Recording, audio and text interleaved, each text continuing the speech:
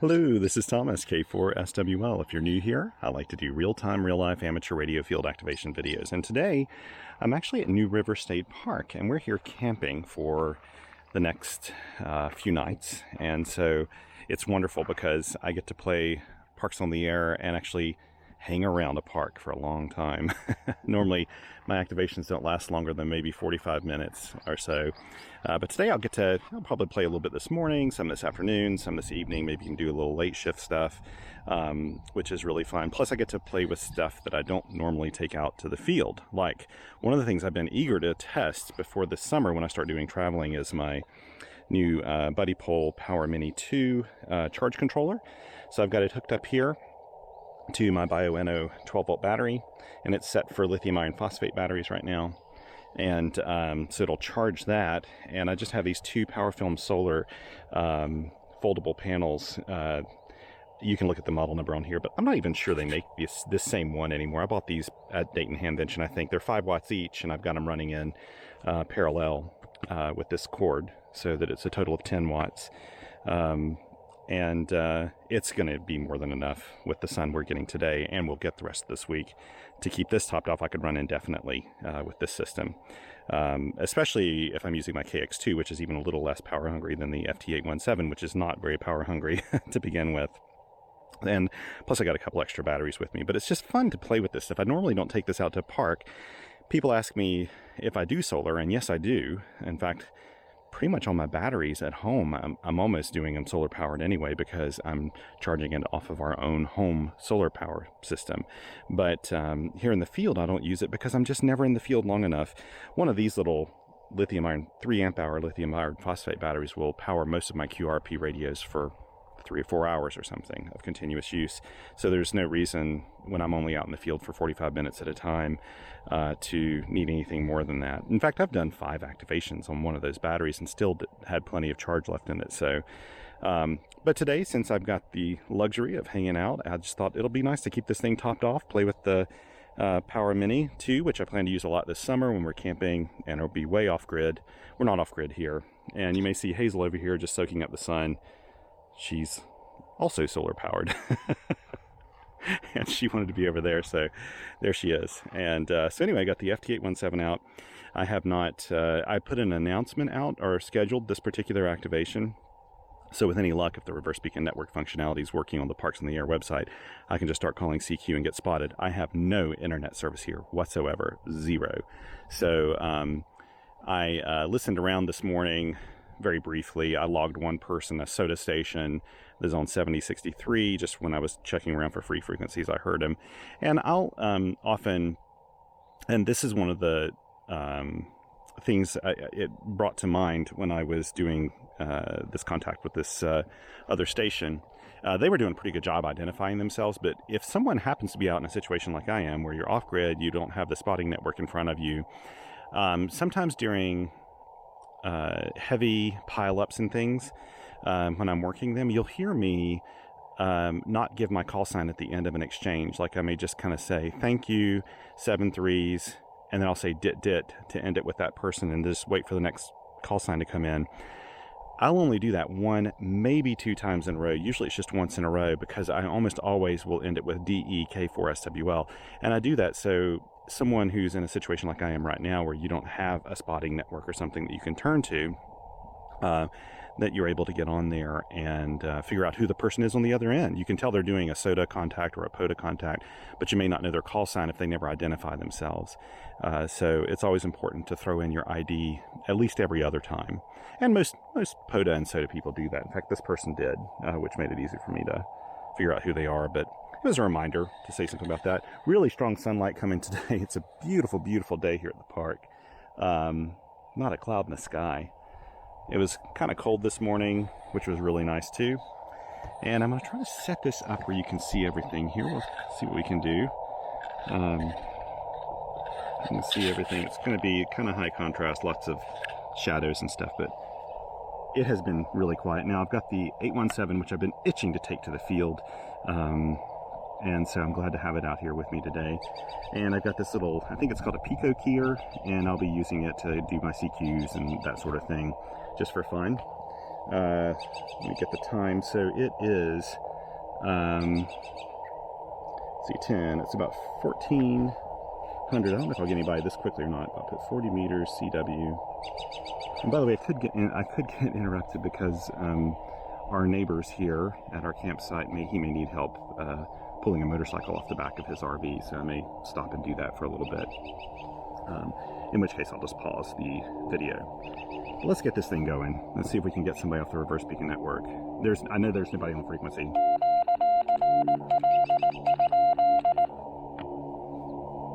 And by the way, some of my YouTube videos, I've noticed YouTube cuts out some of my CW audio, and I think they must think it's copywritten material. I have no idea. John AE5X noticed that they've been doing that as well, I guess, with his videos, so I'm not quite sure what's going on there. I may have to move some of my videos to a different site, like Vimeo or something, I don't know, because it's awfully strange. But anyway, if that happens, sometimes the way to fix it is just to reload it, and it'll start playing it again. Okay, there's nobody here. So we'll go ahead and get going. I've got the logs set up here on the side. You can see my Surface Go.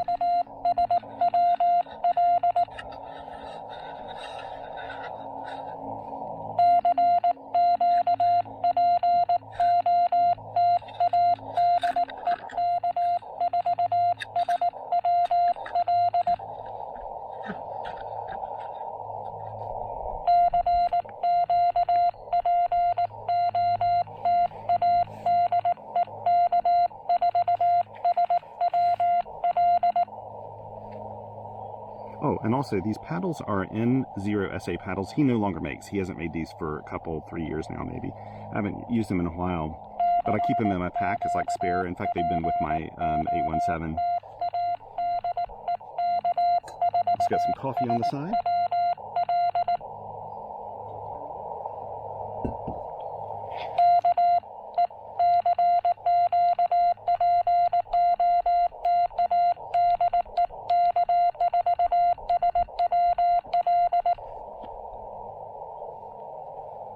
So it's about 10:55 a.m. local. Oh, and I've got an end-fed, 40-meter end-fed half-wave hooked up to this right now.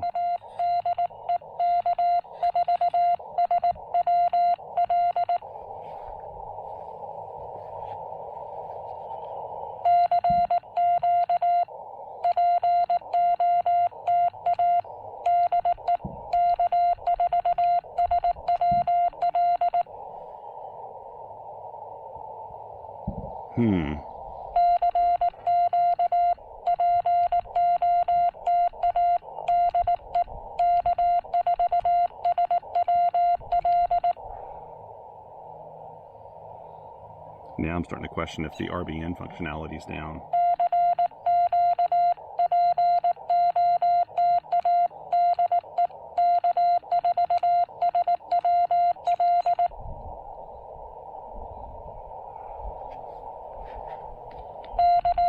By now, I would have expected somebody to come back to me, which means the reverse beacon network may be down.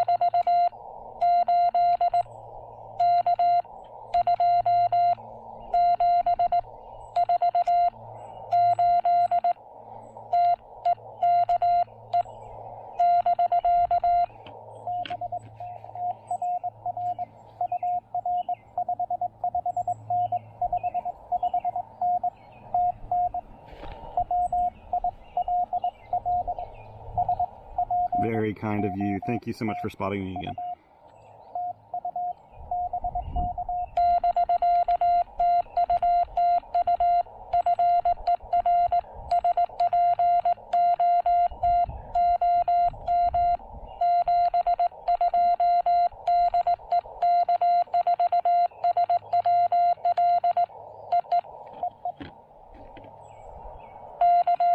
So there we go.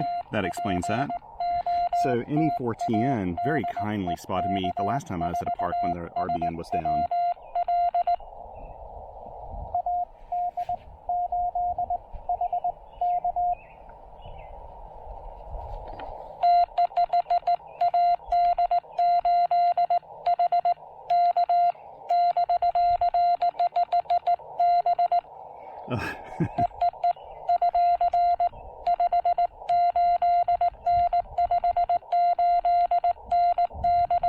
Doing too many things at once.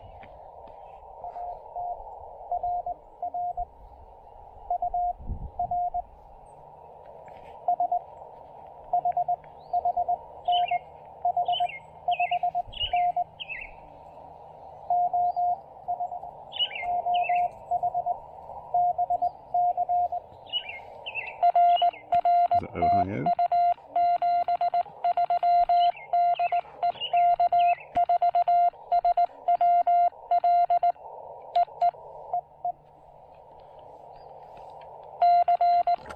Get a little more coffee.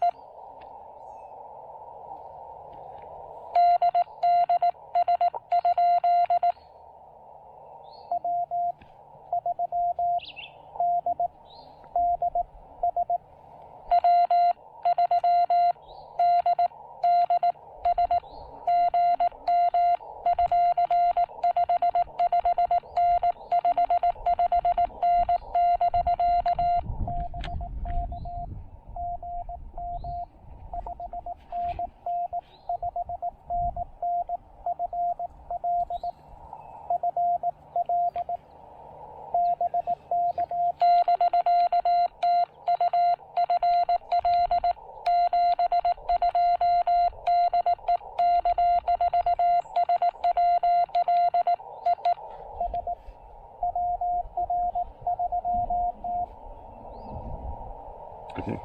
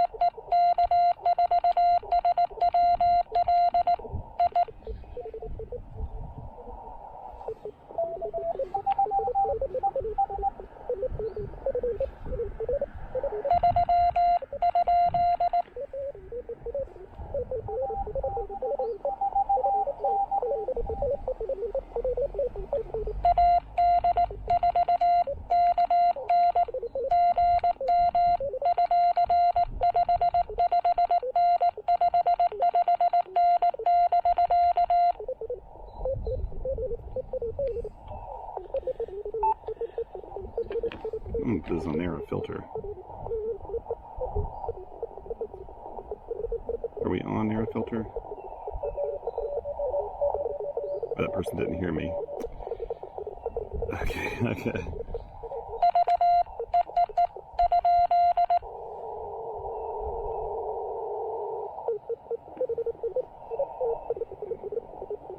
Let me see here. Okay, where am I? There we go. Yeah, I am on air filter. That's what I thought.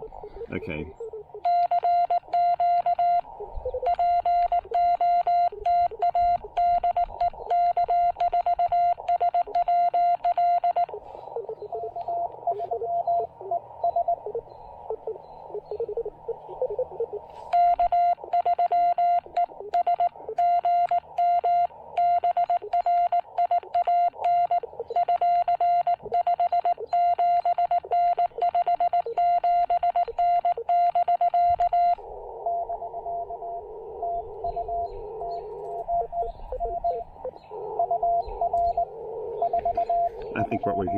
is WinLink.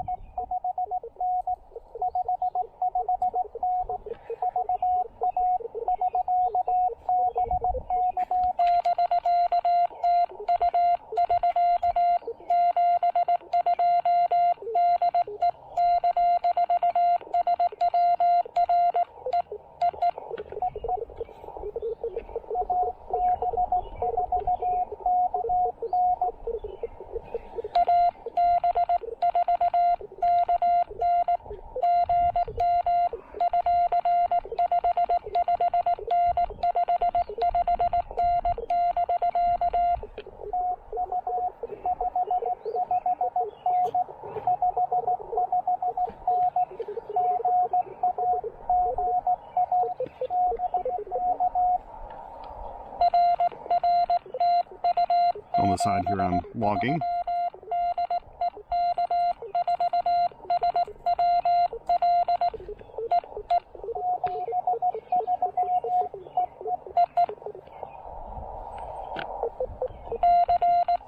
I'll drink a little my coffee. I'm only on my second cup of coffee and it's nearly noon. What's wrong with me?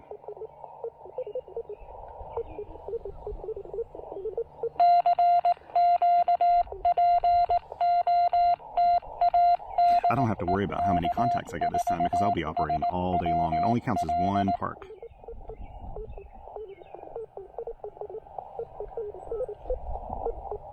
Yeah, I'm almost positive, somebody can maybe confirm with me, but I'm almost positive that is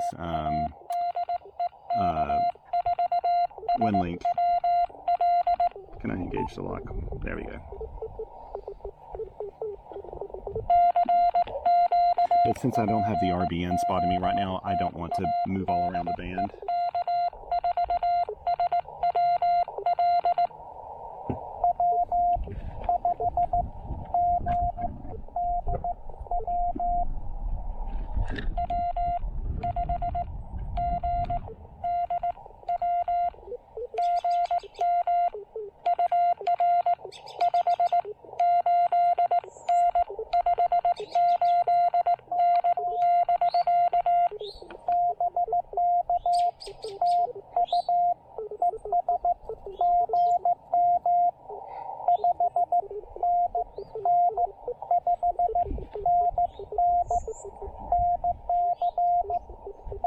Nice North Carolina contact.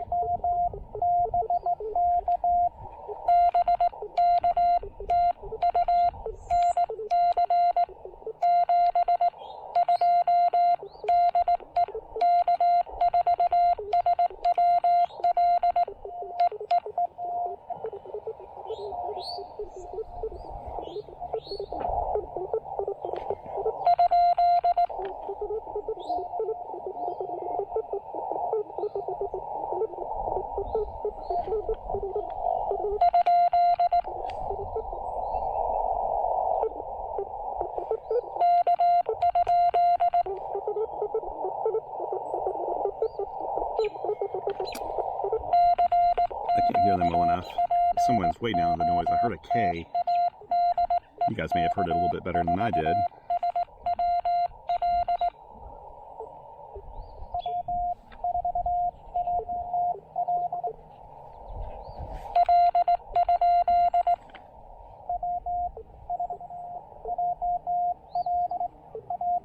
Oh, W4JL, of course.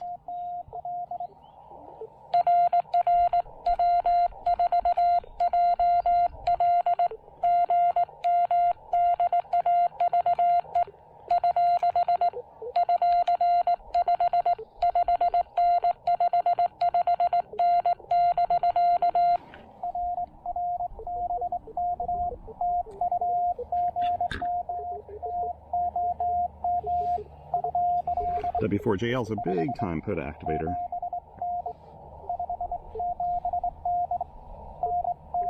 I'm almost surprised I can hear him on 40 meters this morning.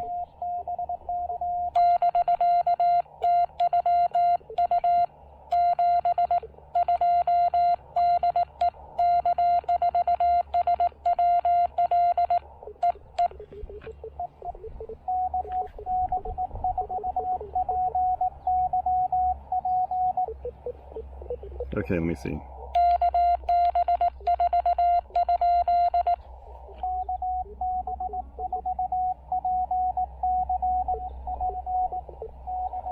That's right.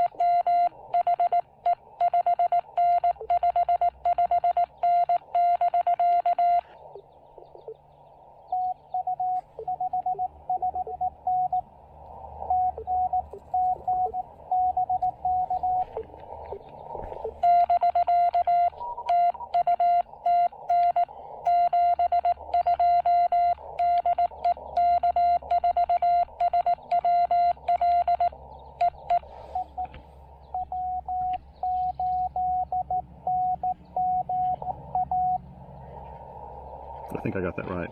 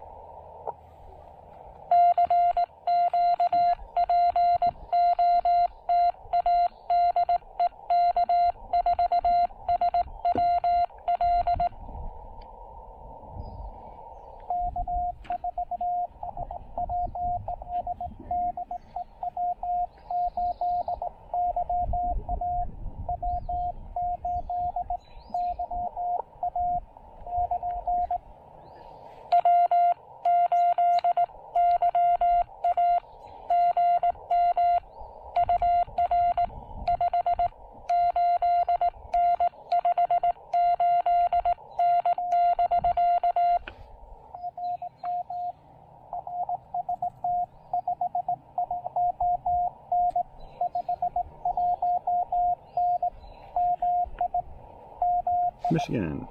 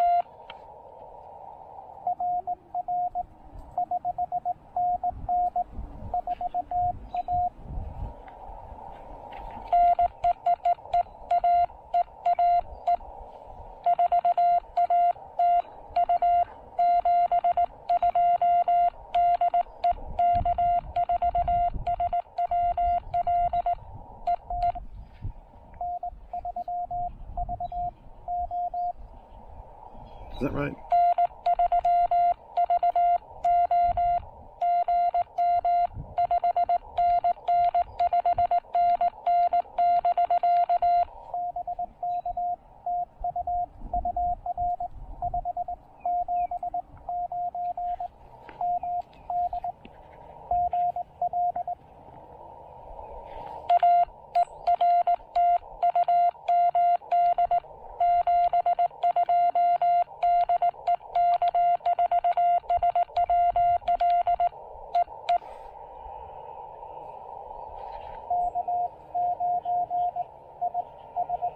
There we go.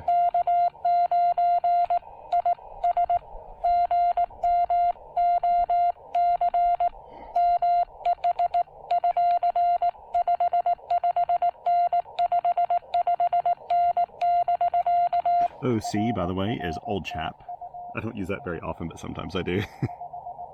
Old man, OM, old chap.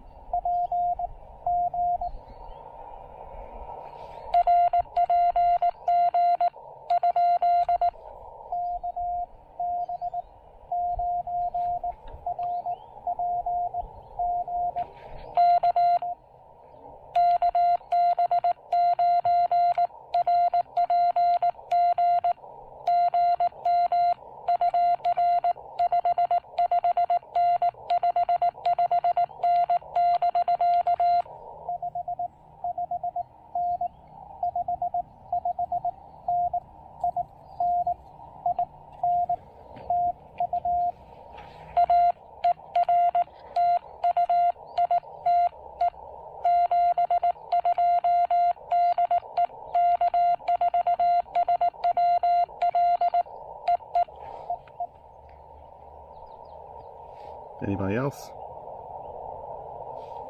I'll do one more CQ call, and I'm probably going to wrap it up for right now and do a little bit more later.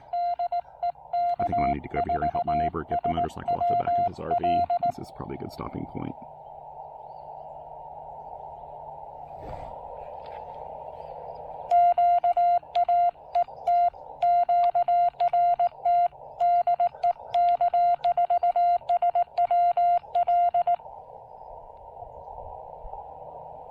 There we go. Oh, I've got the lock on. You know what? One of the things that is so great about, I mean, I'm spoiled for choice when it comes to little QRP radios, I have to admit. And someone asked me, like I said, I'm completely off grid right now. I don't have internet for the next 4 days.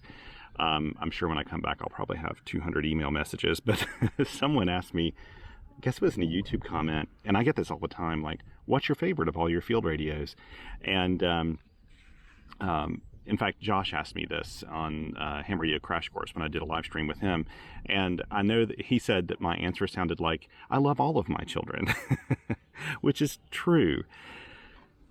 The thing is, like, especially for Parks on the Air, like, I think I do have favorite radios for Summits on the Air and favorite radios for Parks on the Air. and they're interchangeable, but like I do realize there are some I reach for more than others. The Yaesu FT817 is one I've used for both Parks on the Air and Summits on the Air, and I do definitely have a real affinity for this radio. I know it's kind of out of date in terms of technology compared to other radios that are out there now, you know, of course. You know, it's pretty basic. You know, it's got a front display, but it's just, and you know, it's general coverage. The real thing about this radio and the 818 as well that you have to be aware of is that it can be difficult to get the narrow filters for this. And I wrote up a post, if I can remember, I'll link to it above, but I wrote up a post about this, about how that's the only gotcha with this radio at all, is finding or having made a CW narrow filter. There are ways around it, but it's hard to find like a Collins or an INRAD filter for it now. You can build some, and there are some articles and links to it, again, in that particular article I wrote on QRPer about this. And other than that, though, it is a marvelous little radio. I have the camera close enough. You probably heard some of the relay clicking in here. I don't mind it at all. It gives it kind of a mechanical sound, but the QSK is actually really, really smooth and very accurate. I like it. You can hear in between characters very easily. And another thing I really like about this radio, for example, today I didn't need it, but I have a choice between an SO239 connector on the back or a BNC on the front. And it's just solid. It handles CW really well. It works really well. It's pretty compact. It has 5 watts output. This one does. The 818 has 6 watts output. But I really just love playing with this radio. I wish it had a built-in memory keyer. And I need to finish off a board. These 4 patches you can see on top, maybe, these 4 Velcro patches, are to hold on a little buddy board that G7UHN, my buddy Andy, has kind of designed. And in fact, I've got one in the middle. I think I've built everything now. I just need to flash the memory on it and get it ready. But it'll have a little built-in keyer on it. And once I've got that ready, I'll put something out there. I need to get in touch with Andy, have him help me walk through the process of programming this particular chip I have on there. But I'll have that attached to the board attached to the top of this at some point. But I find that if you buy one of these, I would say go for these Goal Zero. Is that what they're called? Not Goal Zero. Okay, I'll think of the name of them here in a second. But these rails are fantastic, you know, for this radio. I'm tempted. There's another company that makes one that's really kind of designed rails for the 817 that's more like a man pack system, so it sits up vertically. I may end up getting one of those and putting it on my other 817. Actually, I have 2 of these because I'm trying to do full duplex satellite stuff, and these are kind of great for that. And these are super affordable on the market. They do single sideband, they do CW. They're not as fancy as, they don't have the features of, say, the Xiegu X5105 or the X6100.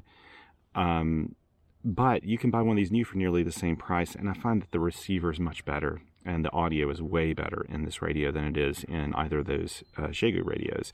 But it doesn't have all the features. It's, you know, you got to do a little bit more to use it on digital modes and that sort of thing. But these are a great value when you can find them. And if you're into CW, though, you want to think through a way that you can get a narrow filter, or else do one of the SodaBeam's little DSP or whatever they are modules on top to give yourself some audio filtering at least. But yeah, I do love this radio. It's a good excuse to have it out. Before I left to come on this trip, I only wanted to bring like 2 radios with me, so I brought my KX2 and I decided to bring my 817 because it's been a while since I've taken it out. At least a month or so. So it's awfully fun to be here with my 817, and you're going to see a lot of it. I don't know how I'm going to do these videos when I release them, because I'll be operating sporadically throughout the day. I'll probably do 2 or 3 more activations of this site today. There are a few other parks I'm going to do around, so I may put in more than 1 video per field report on QRPer.com. Either way, always check the link below in the description for how to look up the field report on QRPer.com. Anyway, I better hop off here. I've got to do some stuff with my daughters and probably help my neighbor here a little bit. So until next time, 7 3s.